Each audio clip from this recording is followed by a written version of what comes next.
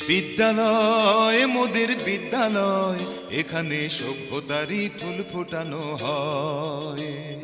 বিদ্যালয় মোদের বিদ্যালয়, এখানে সভ্যতারই ফুল ফোটানো হয়।